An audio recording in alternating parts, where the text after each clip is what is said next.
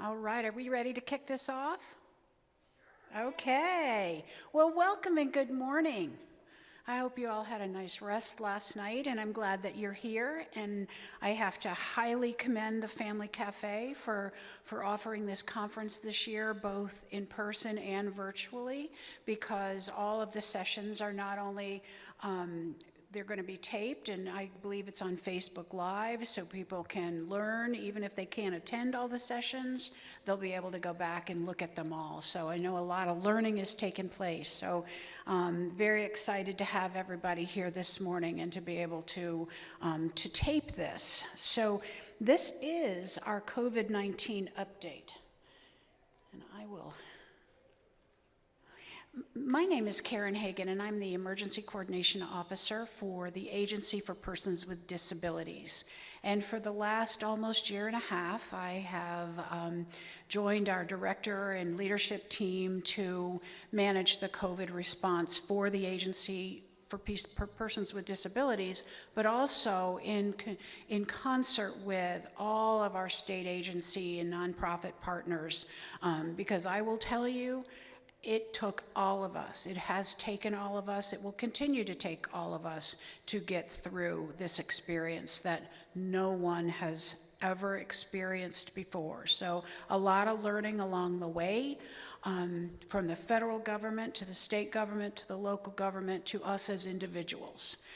It's been quite a challenge, but you're here and we're here together, and I think that's a success in and of itself. I'm going to be joined today via videotape by Brian Russell, who is the State Access Coordinator with the Department of Health. So halfway through my presentation, he has taped a video for us so that you'll be able to kind of listen to him and see what the Department of Health has done, as well as APD along the way. You know, every single human being across the globe has been affected by COVID-19. I think it continues to affect our world. It continues to affect our personal world along the way. And before I go any farther, I do want to share with you any condolences for any losses you've had, whether it's personal, relationship, job. There's been a lot of loss through this, and there's been a lot of survival through this. So I do want to share that with you. Again, it's affected all of us, you know, the world, our nation, our state, our community, us personally. And, you know, we've seen the economic and social disruption. If you're here, I don't know about you, but this is the first conference I've been to in a year and a half. Getting out and seeing people, and sometimes you almost forget how important it is to connect with others. And so being here, being with you, being at this wonderful conference, it's a blessing. That's how I see it. It's an absolute blessing. You know, individuals with disabilities are uniquely vulnerable for many reasons to the coronavirus, especially those who are medically fragile, especially those with any kind of respiratory conditions. And it has taken in every ounce of all of us to try to keep ourselves safe and those that we care about safe.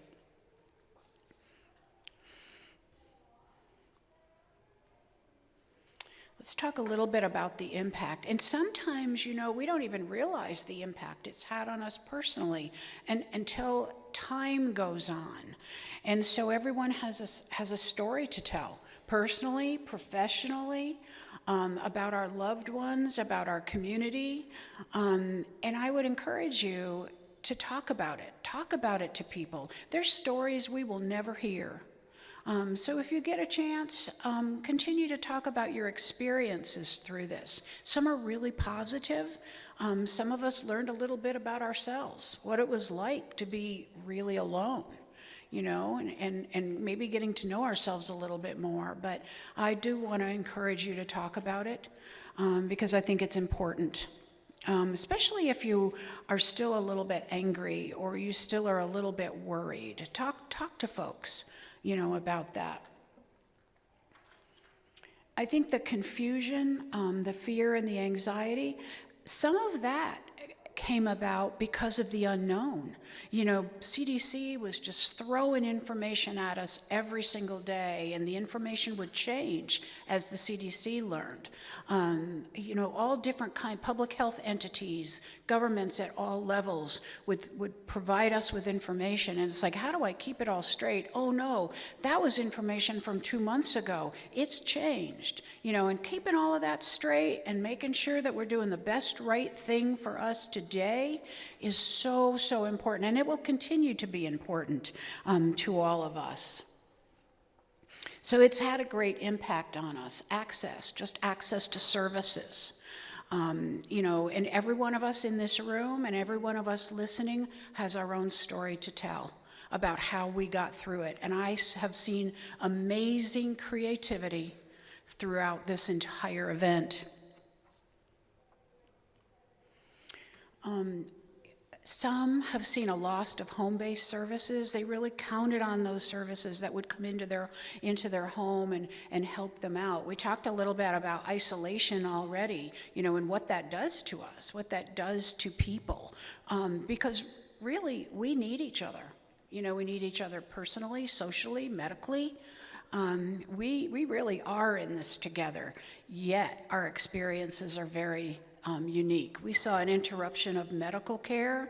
We saw the evolution of telehealth.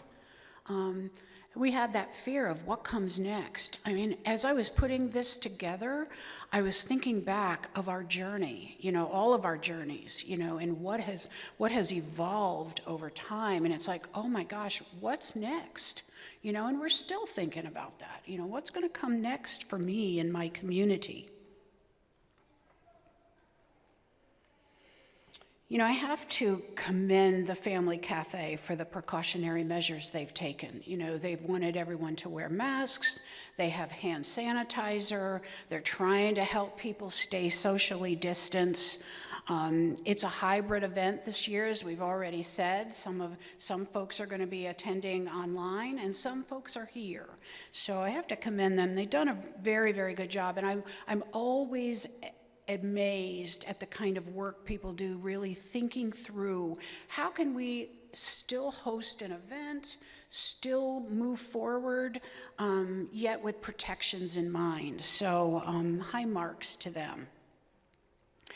And you know, to remain protected though, we still need to avoid exposure, practice social distancing, wash our hands, the same message you've heard for the last year and 5 months.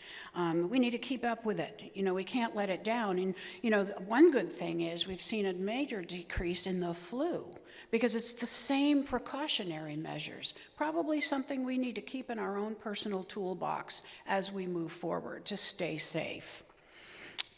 We've also seen you know, we've seen people being a little bit more careful when they plan to go and do something. They think, okay, am I going to go to a place where there's a big crowd? Do I have enough masks?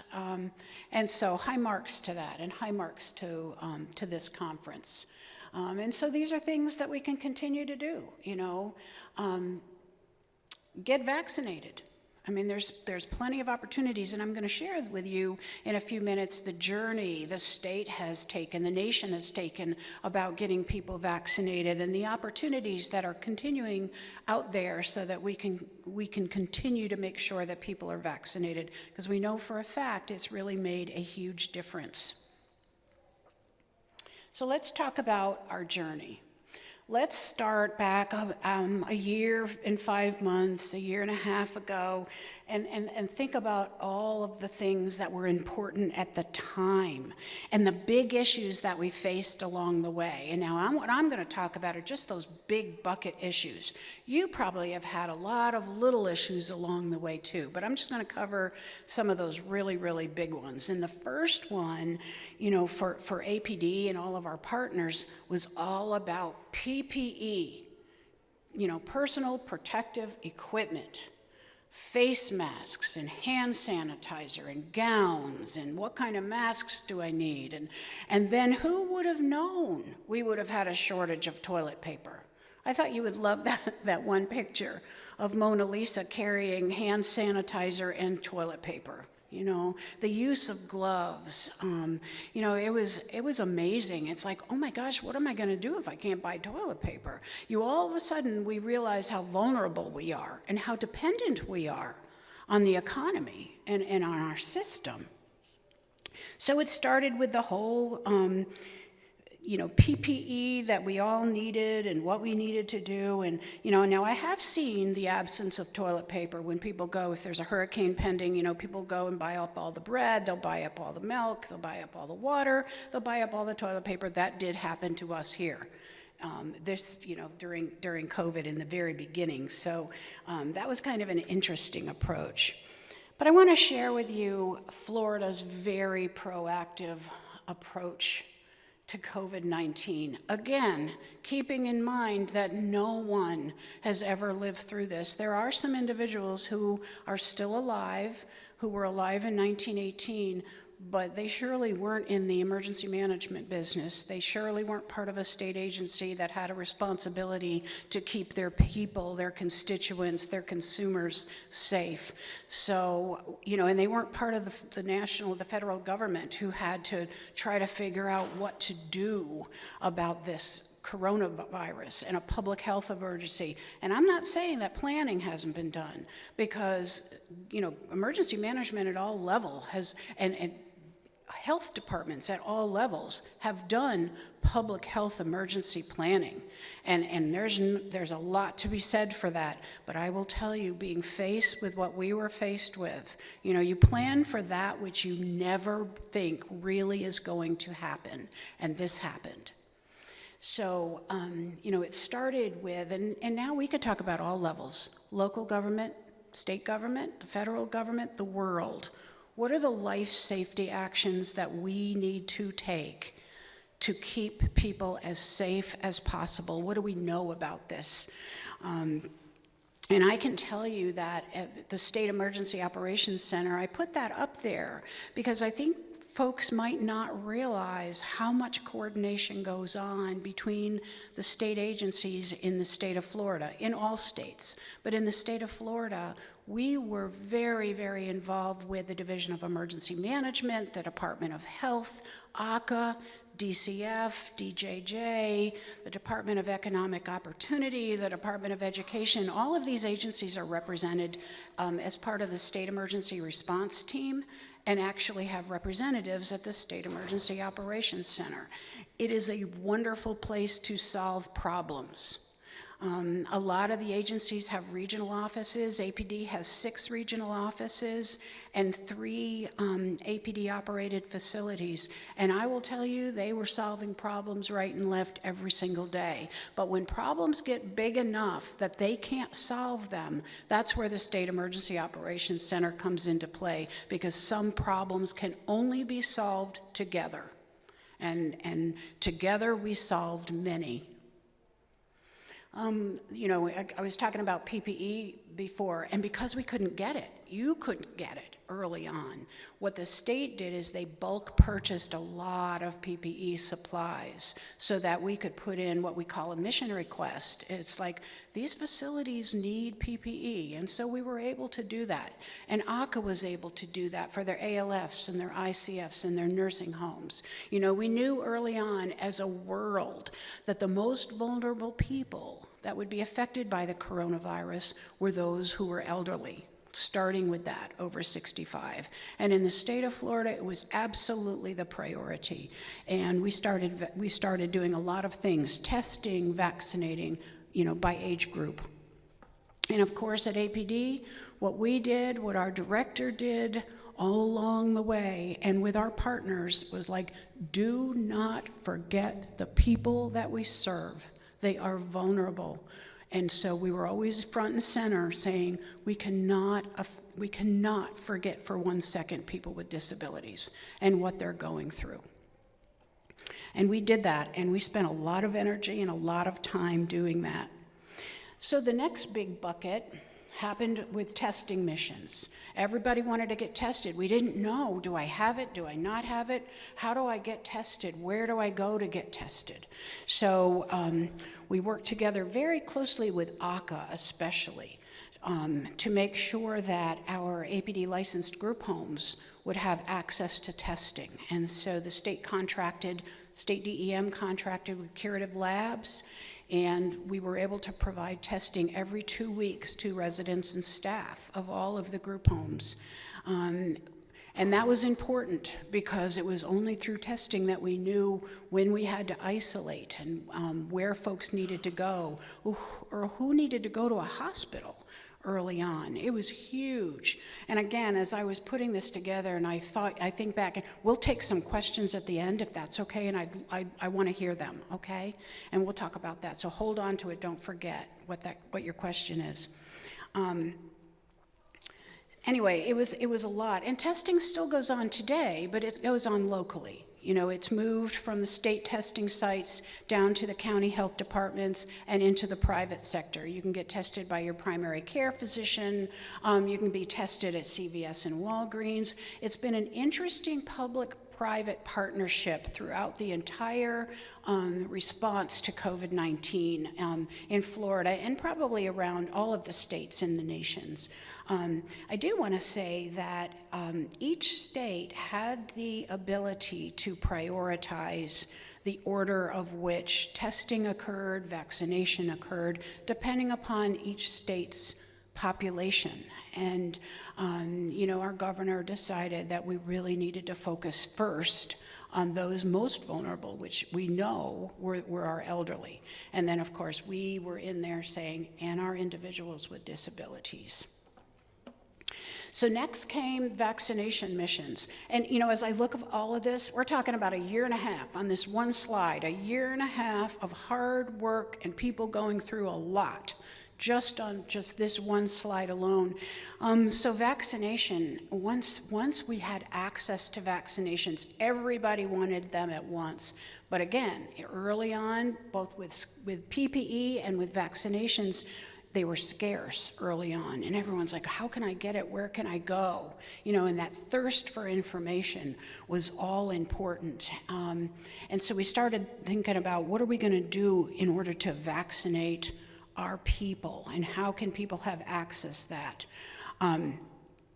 The world knows that being vaccinated is critical to resuming some sense of normalcy. We know that. And so this became very important. I will share with you that last fall, when testing ended in a big, huge way, probably around August of last year. And then last fall, as vaccinations became more and more available, the federal government, working with state governments, provided an opportunity through CVS and Walgreens and the long-term care facility pharmacy program for ICFs, nursing homes, you know, ALFs, and even our group homes, our APD licensed group homes. They had access to vaccines, you know, through the long-term care facility pharmacy program, and that was CVS and Walgreens. And we had about 600 group homes who took advantage of that opportunity. And then when that ended, the state contracted with CDR Health, which is a subsidiary of CDR McGuire, to offer vaccinations to individuals, residents, staff, and providers of our APD licensed group homes. The same goes with nursing homes and ICFs and ALFs, because we knew people in congregate settings were especially vulnerable. And so the focus had to be on that. And then once that started to happen, you started to see federal and state vaccination sites pop up all over the state. The big federal sites in Jacksonville, Tampa, Orlando, and Miami also had hubs where they were the hub sites to spokes that would go out into the community. And then we started seeing vaccines being provided at churches because people felt safe at churches, trying to reach people in rural communities. Even today, there's about 30 mobile buses running around the state with vaccines. And then remember, you know, it started with the Pfizer and then the Moderna, both of which were the 2 series vaccines.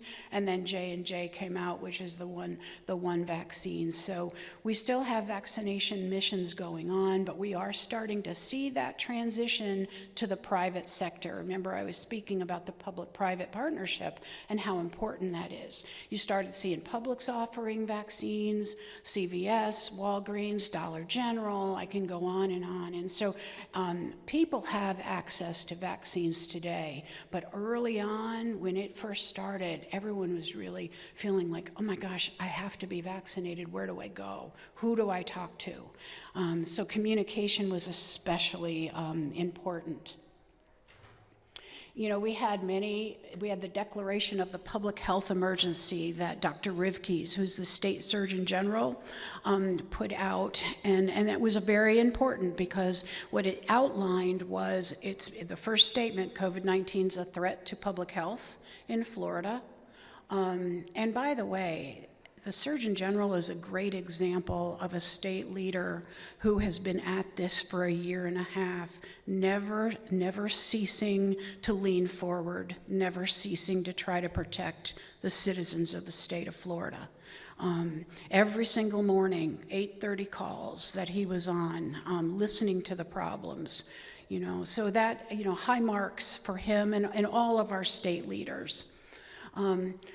A lot of requests for assistance from the Centers for Disease Control, a lot of articulation of the role of the county health departments, and talk about folks that stepped up. They're still stepping up.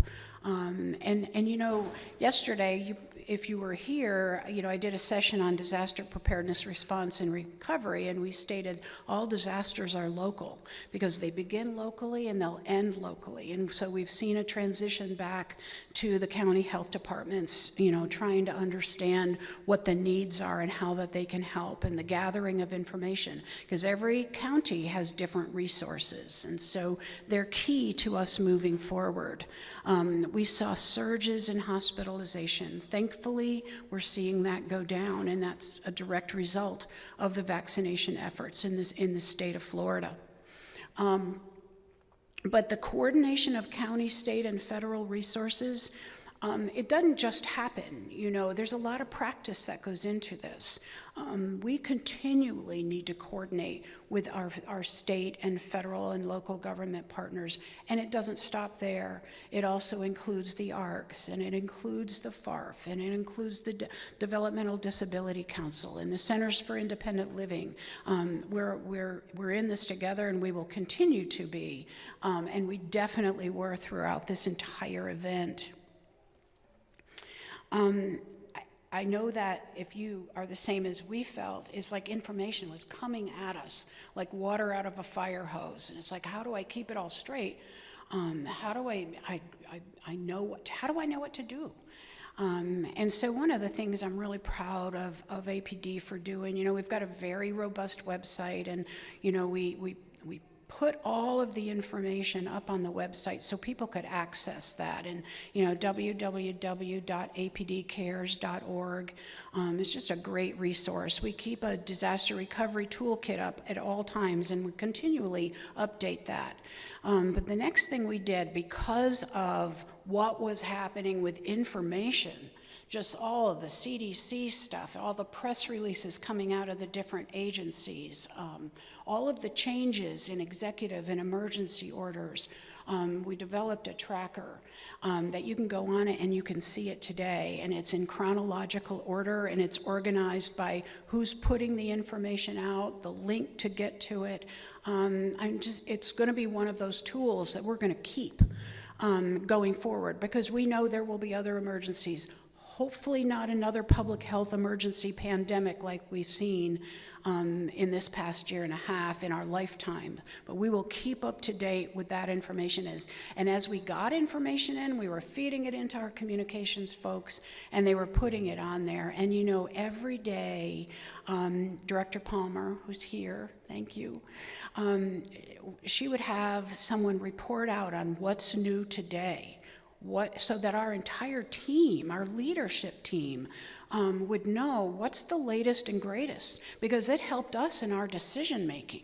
You can't make decisions on old news. You have to make decisions on the best information we can have. So that was very, very important and remains important to us today. You know, I told you that one of our big partners throughout this was the Department of Health. And so Brian Russell, who couldn't be here today, but he's still involved in this presentation. We've got a clip from him, and he's the manager of the Disability and Health Program and our state access coordinator. And he's in the Bureau of Chronic Disease Prevention with the Florida Department of Health. So John's going to put up his video for you to see.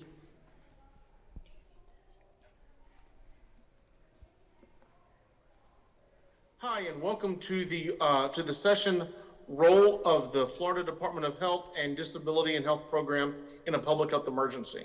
My name is Brian Russell. I am the Disability and Health Program Manager and the State Access Coordinator for the Florida Department of Health. So I wanted to talk briefly today about the COVID-19 response and how Department of Health, and more specifically my Disability and Health Program, responded. I'm just going to touch on some major initiatives, some of the challenges we faced, how we met those challenges, and just some different ways we collaborated and partnered with disability organizations and non-disability organizations to meet the needs of people with disabilities. Also going to touch on accomplishments, things we learned, things we things we figured out what not to do or what to do better next time, and what we plan on doing moving forward. So first off, some of the major initiatives we completed, or at least started within our COVID-19 response back in 2020. A couple of things we did. So first off, we worked with an organization called Feeding Florida and the Centers for Independent Living. We connected them to help figure out the best ways to make sure that people with disabilities were able to access food. As you may recall, during the first couple of months of this COVID-19 pandemic, a lot of places were shutting down, a lot of restaurants were shutting down, a lot of grocery stores were limiting their hours, and persons with disabilities, especially for people with disabilities, transportation is an issue. And we wanted to make sure that our most vulnerable populations had access to food. So we connected the Centers for Independent Living in some of the different areas in Central and South Florida to Feeding Florida and their local food banks. And what the Centers for Independent Living did was their staff drove to the food bank, picked up the food, and then delivered it to people with disabilities. That was one great way we wanted to make sure that they had access to food and other needed supplies. Another thing we did, we worked with our partners in colleges and universities with their engineering schools that had access to 3D printers. And several of these universities and colleges used their 3D printers to produce PPE, personal protective equipment like face shields, surgical masks, and we distributed them out to people in need, to people with disabilities, to organizations that serve people with disabilities, like our Centers for Independent Living, like special education schools, special education programs in schools. We also had a group of disability organizations, disability providers, and also people from the Division of Emergency Management, from, of course, Department of Health, Agency for Persons with Disabilities, our Centers for Independent Living, autism focused centers all over the state. And we would meet via conference call at least once a week, sometimes every couple of days, around COVID and and we were able to hold discussions on what are the needs of people with disabilities? What are the needs of our clients with disabilities? What's going on with them, and how can we meet those needs? What are some ways that we can act from the state level down to help at the local level? We also held testing sites. We worked very closely with our Center for Independent Living and our county emergency management offices, our county health departments. We wanted to make sure that all of our state testing sites were accessible. So I actually went down to several places in Florida: Tampa, Orlando, Jacksonville, Sarasota, Miami, and a couple of other other sites as well. Just wanted to make sure. So I would work with the local ADA coordinator to ensure that those sites were accessible. If we noticed that there was not, that there was an issue with physical access to the building, we were able to address that immediately. And everything that I saw was pretty good. Um, and So yeah, so those are some of the major initiatives that we were able to take care of and to take on. Some of the challenges we faced was in scheduling vaccine clinics.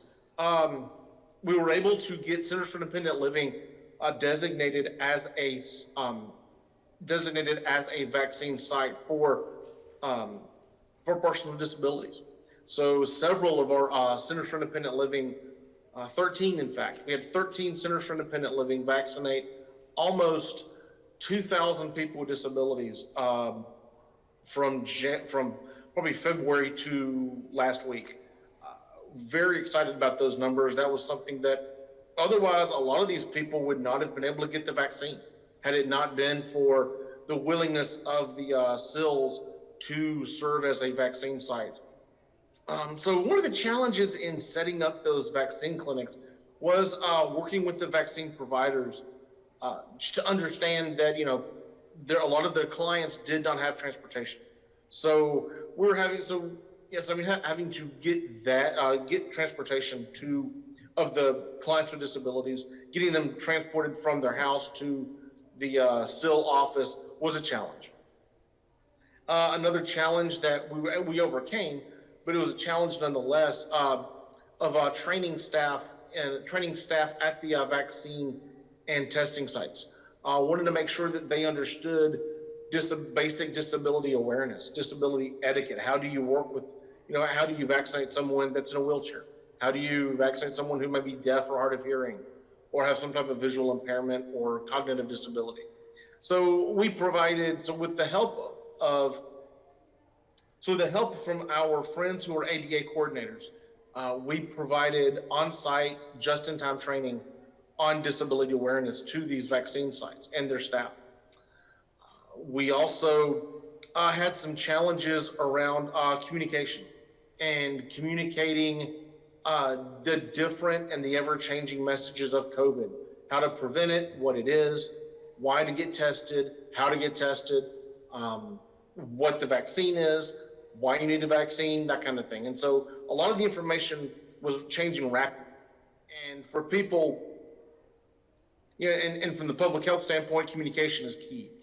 And that was a challenge, but we overcame that challenge through working with some national partners and with our Department of Health Office of Communication. I was fortunate to get some guidance from some national partners, and I shared that guidance with our own Office of Communications, and they quickly, within a week, were able to take those messages, make them on a better, more readable, more understandable level, and communicate them widely across the state. So that really helped out. I want to briefly talk about just some of the different partnership activities. A lot of what we've been able to accomplish over the last year on responding to COVID, a lot of the great things we were able to accomplish, just the vaccine clinics, testing site access, the feeding programs, the 3D printed materials, we wouldn't have been able to accomplish without our partners, without our disability organizations, without collaborating with them. Things like working with Feeding Florida, working with APD, the Agency for Persons with Disabilities, working with groups like the Centers for Independent Living, Special Olympics, working with a lot of these agencies. A lot of these organizations was vital in helping us to understand what the needs are and how we can meet those needs. Working with one way we really were able to help was we identified a couple of different companies that can provide Braille. And so we were able to, through our Office of Communications, we were able to provide in Braille to several of the FEMA vaccine sites across the state. And some of the lessons learned, some of the things we accomplished through this was, like I said, we were able to vaccinate over 2,000, almost 2,000 people with disabilities, provide vaccines to them. We provided over 2,000 pounds of food and meals to people with disabilities across Central and South Florida through through a collaborative effort with Centers for Independent Living and Feeding Florida. Some of the lessons learned are things like making sure that that vaccination teams that they understand the needs of people with disabilities, that they understand that when scheduling clinics, vaccine clinics, make sure you take into account transportation issues or language issues. Make sure that another thing was we need to make sure that all of our accommodations and there are accommodations and alternate vaccine options for people with autism. One of the issues that we have tried to address, it wasn't purely successful, but we made some really good strides. But and one of the lessons we learned was definitely you want to have alternative vaccine options for people who are autistic or people with some other sensory or intellectual or developmental disabilities.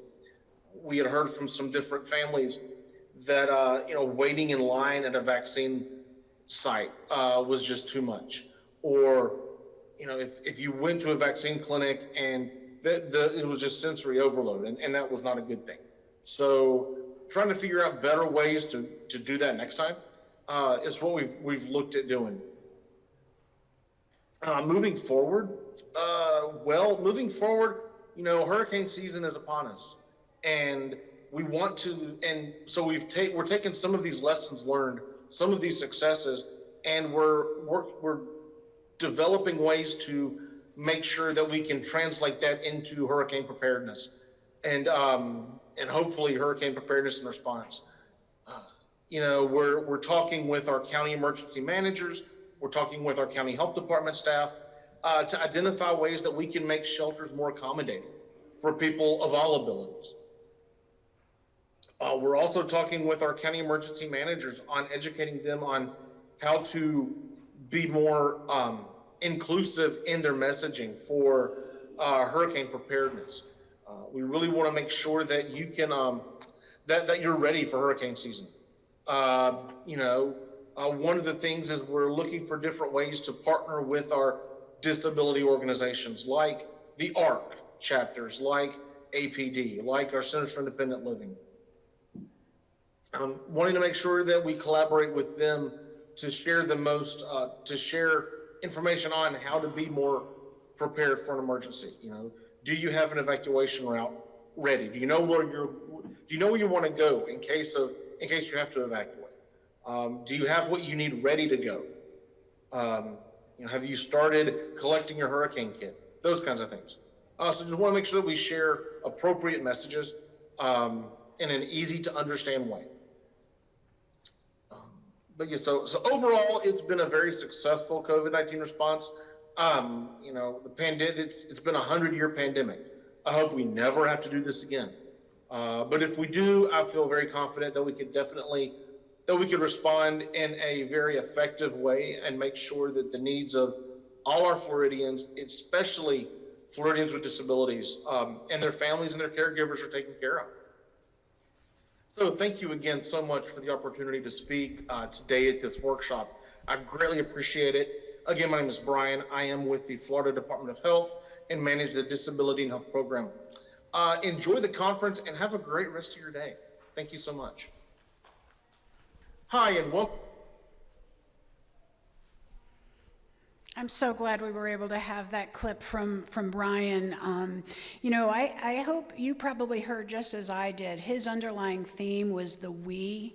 and how we are all in this together, and we will continue to, because there is no one of us that could have solved the problems that we have faced in the last year and 4 months or so if there wasn't a we. And he also spoke about how important it was that we educate providers, and now we're talking about vaccine providers, et cetera, on who our consumers are, and what their needs are.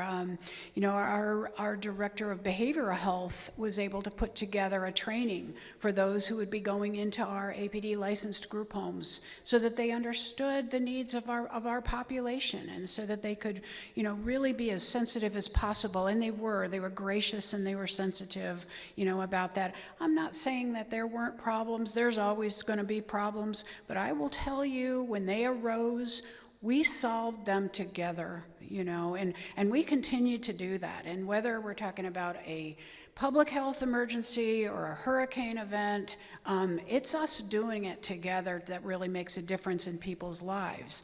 And what's real important is that we hear from you in the midst of any emergency about what your needs are, and that's why our regions, the county health departments, the county emergency management agencies, they need to know what the problems are. You never need to sit and suffer alone.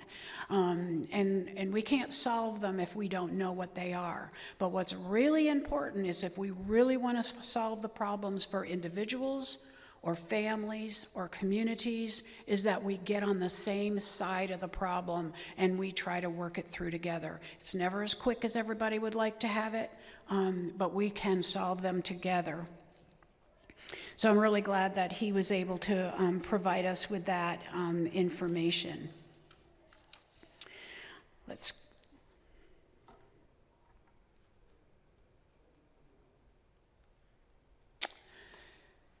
So just a high cap, I've already spoken about a lot of these things that we were able to do throughout the response.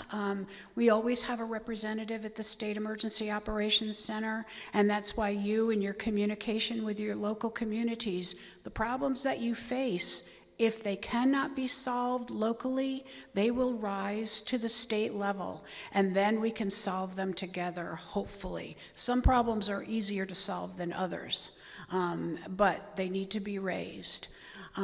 We worked with all of the people that in the agencies that Brian was talking about. There's so many agencies that we worked with to get through this, and we'll continue to do so. And our consumers and our providers. And one of the things I didn't say, we have ADTs, Adult Day Training Centers, and we were able to work with CDR Health to provide vaccination clinics at those ADTs. And the really nice thing about that, too, is that the providers who would go in and provide services, all of the staff, all of the people who hadn't gotten vaccinated in any other place could go there and be vaccinated. And then the other project we worked with CDR Health on is the homebound. We asked our waiver support coordinators to identify those individuals who were part of their client base, who really they thought were homebound. They didn't have transportation to get to a vaccination site. It was going to be very, very hard for them to get out. And so we were able to let CDR Health know about who all those individuals are. And they not only went into those homes and vaccinated those individuals, but all of the visiting providers and their family members. So as many people as we could get vaccinated, and now I'm saying we, when I'm talking the big we, as many people as we could get vaccinated in as many ways as possible was occurring, and it continues to occur today. But now, as I said, and it's moving from that public sector, that we, to the private sector, the Publix and Winn-Dixies and CVS's and Walgreens, et cetera. If somebody wants a vaccine in the state of Florida, I will promise you they can get it.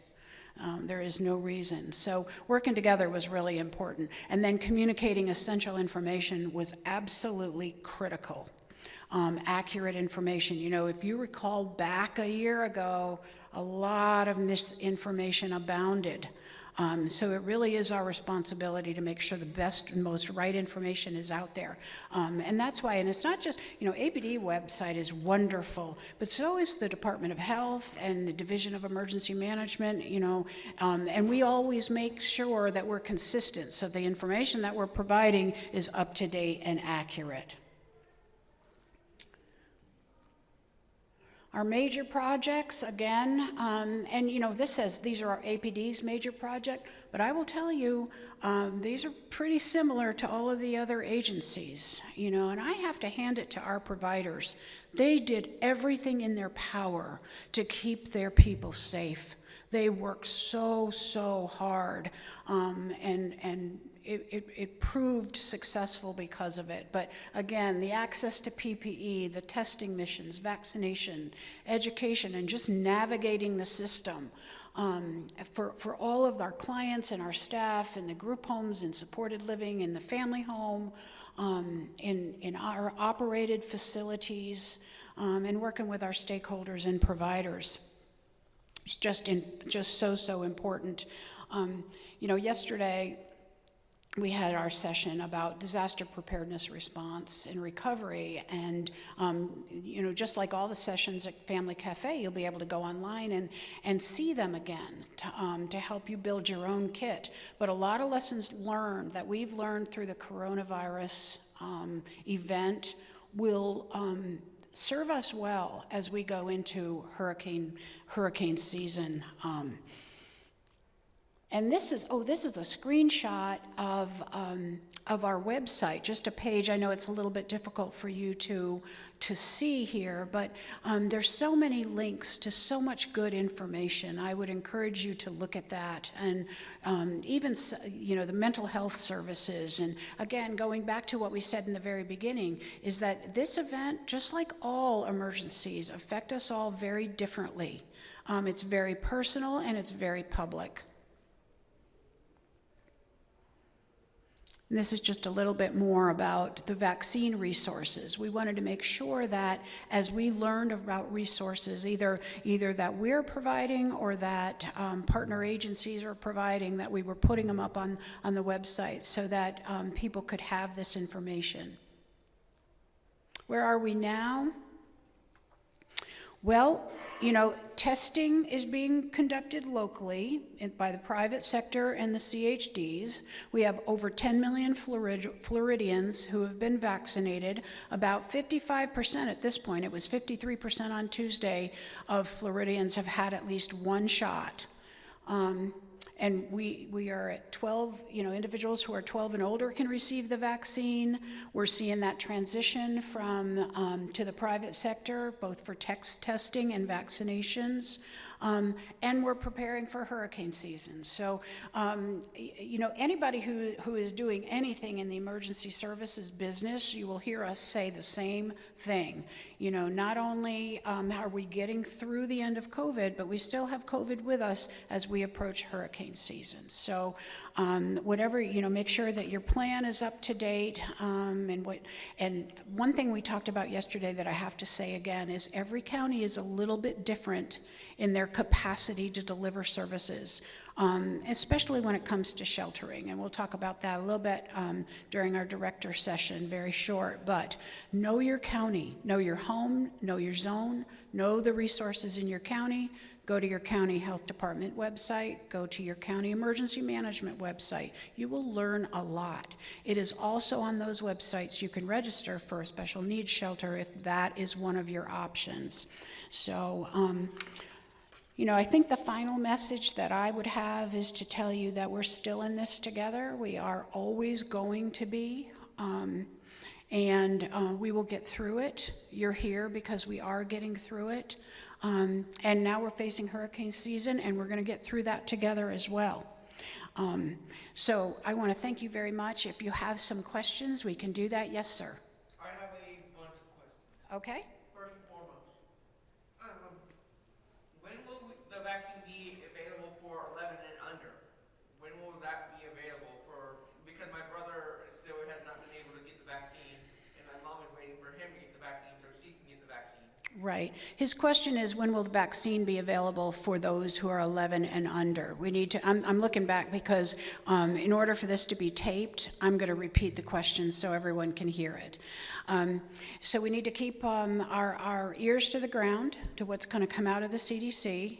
As soon as that happens, as soon as we have that updated information, please go to our website, APD Cares, keep looking at it, and we'll publish that as soon as we get that. I'm looking at our communication folks, and they're nodding at me. So keep going to that website so we can get that answer. I don't have it right now, but as soon as we learn, we'll do that. Yes, sir. Number two. Okay.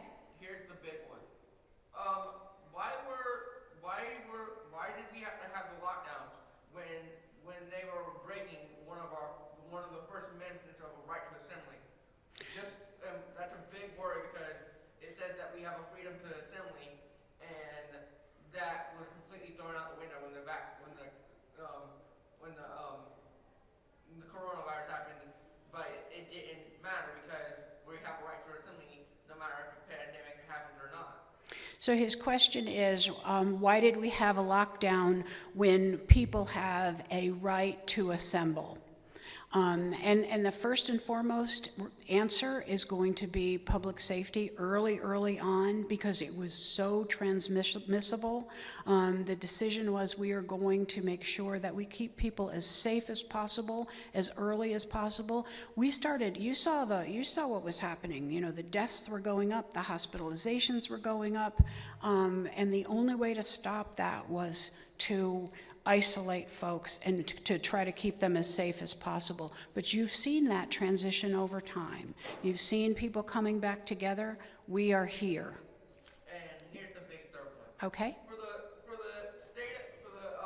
county of Hillsborough County, is there a thing going around about possibly about the mask being no longer mandatory in next month?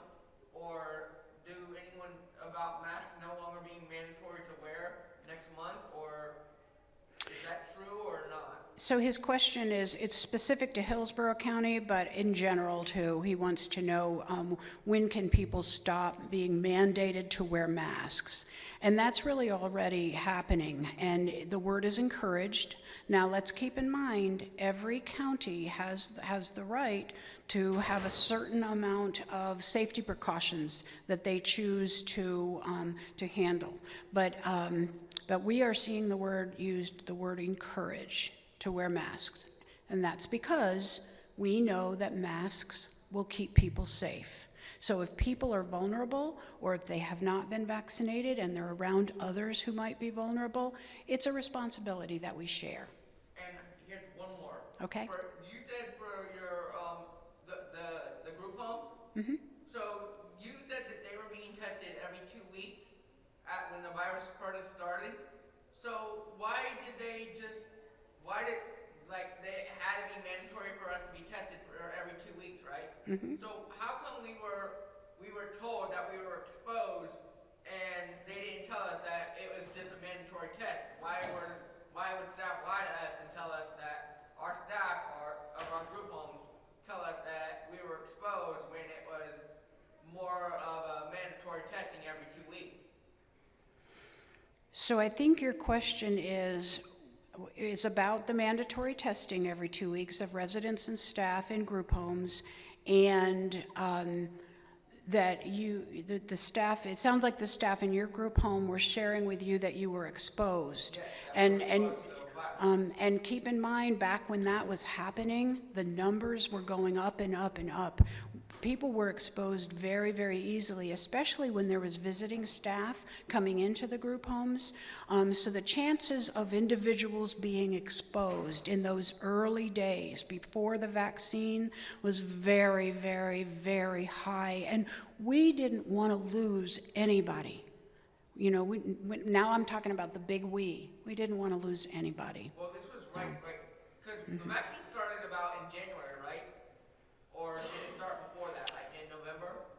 Oh no, not the vaccines. Testing started last summer, you know, towards the end. The vaccines started, we started to see, like the long-term care facility pharmacy program, we started, some of the group homes started opting into that in like November of 2020. So that carried over into early 2021.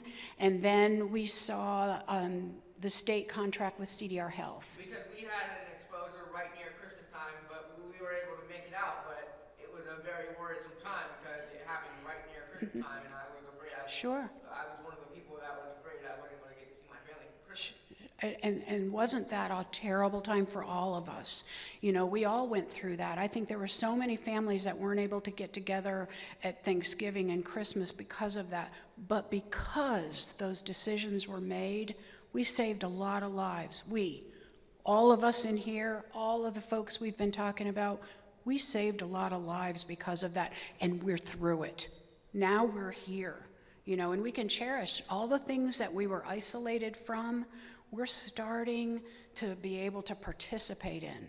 You know, it's something to be very grateful for. Now, here's the next one. You said that we were at like 55% right now of Floridians being vaccinated. Have at least had their first shot. Oh, have at least had their first shot. Yes. How close are we to how long do you think it will be until all Floridians, for a full 100%, should have their shot, both their shots, if they take either both the shots or the one shot from Johnson & Johnson? Right. So good question. His question is when do you think we in Florida are going to be at 100%? And of course, I don't have the answer to that, but I think it's going to be all of us together encouraging folks to be vaccinated as much as possible. Not everyone can be vaccinated, but you know what? We need to keep on keeping on, you know. I said it was just your opinion. Like, when did you, and your personal opinion, Right. when do you think everyone? I don't know. He's asking me what my opinion would be. I don't know, but what I do know is that we can all be part of making that happen. You know, it's up to all of us. I think our time is up. I want to thank you all for being here. Stay safe. Oh, we have one more question. I'm sorry. Let's do one more question before. Do we have a minute? Yes, please. Now, mine is more like of a concern. I don't know what the question is on because you're the expert on that, so you will explain that maybe, you know, so that you could get the question out of me because it's more out of concern, you know. I'm a proud father, right? I have 3 kids and I have a wife. And we all are talking about like how we want people to be safe. And I hear the word encourage people to get vaccination, encourage people to get the vaccine. And I hear the word we are in it together. And I hear the word let's get this together. We'll go through it together. I understand in this room, if I were to throw something at you, there will be repercussions because you know everything is based on structure. I understand if I were on the street and I do something wrong to somebody, they'll probably take me to court because that's due process. I understand that, you know, on the line of professionalism, if you do something where you use coercion or you use like, you know, twisting or turning and all that, you know, there will be repercussions. My concern is this, like when my kids are coming to me and talk to me about the vaccines, Dad, you know, if we're doing it, which one we're doing it, how we're gonna do it, and all that, and they're asking me questions, because they are kids, they're asking questions, relevant questions, because kids, they're not fake, they're just asking you what they feel, right? And my thing is this, based on structure, right, I understand, and maybe I'm wrong, that the vaccines is like called emergency use for now, because FDA is not being approved yet by the FDA, right? And I hear everybody, let's get everybody vaccinated. Yet I'm hearing it's for emergency use. I'm putting these two together, and then I'm hearing basically as companies, they are not liable if something were to happen, right? Because they are under that guidelines where like, you know, they are not going to be liable if anything goes wrong. Now we understand anything we do in society, there are repercussions when it's wrong to society because we're trying to help everybody. Just like in the disability services, just like anywhere else, we help everybody. We put structure so that, you know, they can be protected.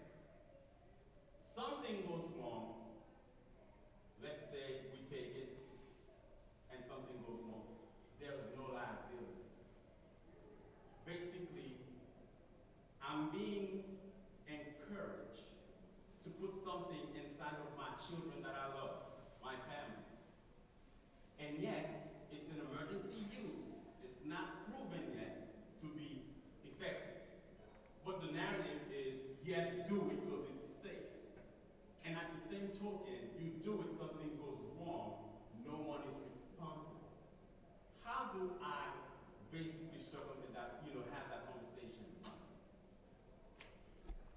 Well, there's no way that I can repeat the question that you just asked. Thank you for that, though. Thank you for sharing all of that with us. You know, we're waiting to see what comes next when it comes out of the CDC and when children who are 11 and younger can be vaccinated. We're seeing as we transition from the emergency use authorization of the vaccines to being a vaccine that will be given often to protect everybody from the coronavirus. I think we need to see what happens with science. I know you wanted to talk a lot about liability.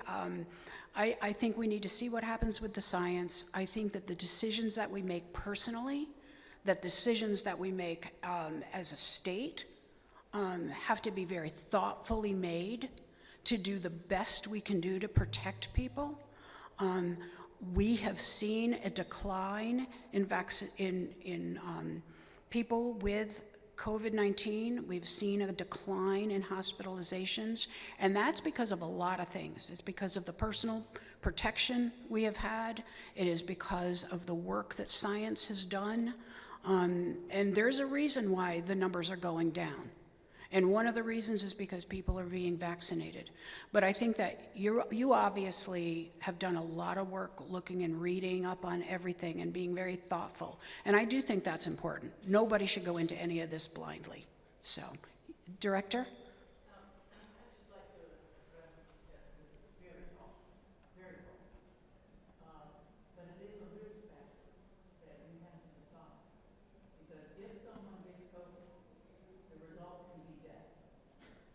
If you get vaccinated, that's not a result. Okay? So it's a risk factor that you have to decide about you and your children. And it is a personal decision, and I definitely understand that. But you have to weigh, on this side, there's death. On this side, there's the unknown, which is what you're talking about. So, but the majority of the people, many people are getting vaccinated, and yes, some of them have symptoms and so on. But on this side, it's not just death. Look at what's happening to some people that have long-lasting effects from this virus. They may never recover. So you have to decide where are you going to go. So saying like, the vaccine, you're saying there's definitely and then there's the unknown with the vaccine. The unknown, we don't know what the unknown would be because it's unknown. Well, it's known, the science has definitely, when I say unknown, what I mean is, in your case, it's unknown to you what might happen here. Science is saying that this is safe, this is safe. And here's questioning whether it's safe, and I'm just showing you the other side of it. We know this is a fact. People die. Oh yeah, but my thing is, even with science, we know it's not 100%. So we know there may be death also on the other side. Because when we talk to science, and that's, it's not a debate where like, science it is, but what I'm saying again is like, when we look at science, I think there's, and I'm not saying you or anybody else, but there is that narrative that, when science says something, it's concrete. But we all know science comes back centuries after centuries, years after years. Like, we've seen a lot of medications, for instance, that were once thought very good for people. Now science came with it. And within 5, 10 years, they say, take it off the shelf. Because it's doing this to people's body and this and that. But so we're done. Like, even if you pay that person $10 million, you can never bring them to the way they were originally. So they're being hurt. Now, I understand based on what we have now, that's what they're saying. But what I'm saying is, how about 5, 10 years from now? What do we know about it? We don't have enough data to go by. Because a lot of times what they'll say is, well, this was at the time what we had. And that's when I'm coming to the liability part, because at this point, it's already too late for me. I can come back to you and say, hey, because if there was any structure here, we would have done whatever we want to each other. The structure keeps us from doing certain things. But I appreciate it. No, I think what's really important too is that this is not over and we need to stay learning, which is what your point is too. We're going to continue to learn a lot more.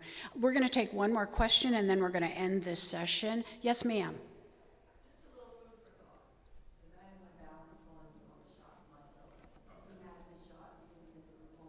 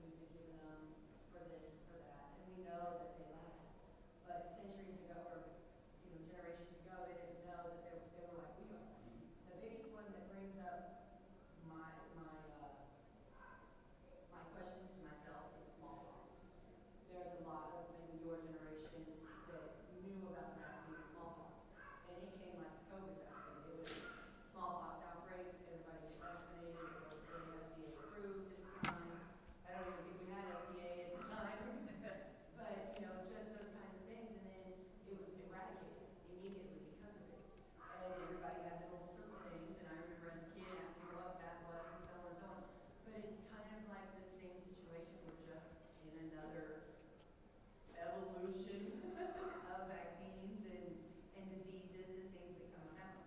Before it was smallpox 1900 years ago, it was the Spanish flu, you know, and I mean, I'm sorry, in the 1900s it was the Spanish flu that killed a bunch of people that couldn't vaccinate then because they didn't know what to do. Now we have smallpox, that was the biggest one that kind of really hit America and stuff. And we all got vaccinated, and I'm sure people freaked out and stuff then too, but again, it was either death or vaccine. You know, so it is a little weird, and everybody has to choose what's best for their family. My question was originally, was how long is the vaccine? Because I've heard that the vaccine only lasts 6 months and you have to vaccinate again, which is kind of, yeah, so that was my question. Yeah, her question is, how long does the vaccine protect us?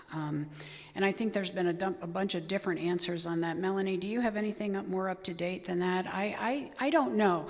I think the point, though, both of your questions is that we need to all stay reading and stay learning about what's going to happen, because you know in the last year and a half we've learned a whole lot and information has changed over time. And I think people have really tried to stay aware, and we need to continue to stay the course and stay aware. So thank you for the question. I do want to let you know that no one mandated anyone in group homes or any place to get vaccinated. But what was important was that the opportunity was provided. And we'll talk about that offline, but I need to say, because people are wanting to come in this room, so I'm going to have to stop this. But thank you so much. Thank you all.